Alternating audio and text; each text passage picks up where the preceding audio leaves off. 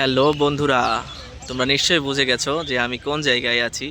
হ্যাঁ, আবেদের ঘাট, আমার প্রাণের ফিলিপনগর, সেই ঘাটে এই মুহূর্তে অবস্থান করছি। তো এই তো, যে ঘাটে কিছুদিন আগেও কোনো পানির দেখা ছিল না, এই জায়গাটা একদম শুকনা ছিল, হেঁটে পার হওয়া যেত, সেই জায়গাটায় এখন সারি সারি নৌকা বাঁধা। মানুষ ছুটির দিন আজকে ঘুরতে এসেছে। এছাড়াও শুক্রবারের দিন অনেক মানুষ হয়।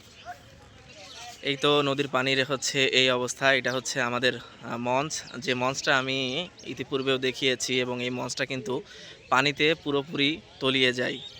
এই যে লম্বা লম্বা যে এসএসের পিলারগুলো রয়েছে, সেগুলোও কিন্তু পানিতে তলিয়ে যায়।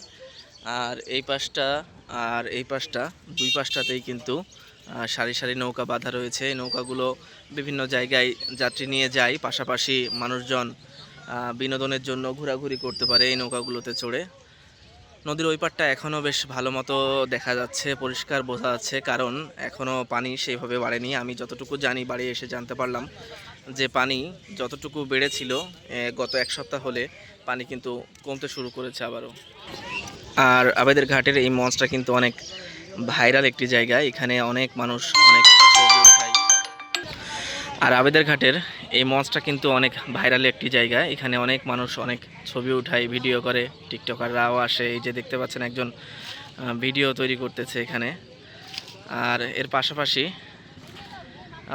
অনেক মানুষ সেটা দেখার জন্য আসে। অনেক সুন্দর জায়গা, যেহেতু ছুটির দিন, শুক্রবারের দিন, এইসব দিনগুলোতে কিন্তু অনেক বেশি মানুষ হয় এইখানটাতে। আমি চেষ্টা করব সেদিনকেও দেখানোর। এই যে সারি সারি নৌকাগুলো বাঁধা রয়েছে, পরিবেশটা এখন অনেক সুন্দর। এখন কিছুদিন, আগামী কয়েকটা মাস, মানে যতদিন নদীতে পানি থাকবে সেই কয়েকটা মাস কিন্তু এই জায়গাটা খুবই জমজমাট থাকবে।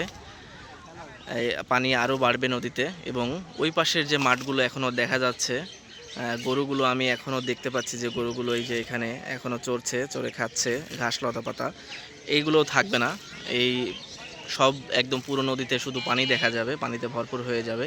আর নদী পাড়ে আরও মানুষের আনাগোনা বাড়বে, এখানে দোকানপাটগুলো আরও জমজমাট হবে। তো সেই সময়ে অবশ্যই আমি আশা করব আপনাদেরকে দেখাতে পারবো, আল্লাহ চাইলে।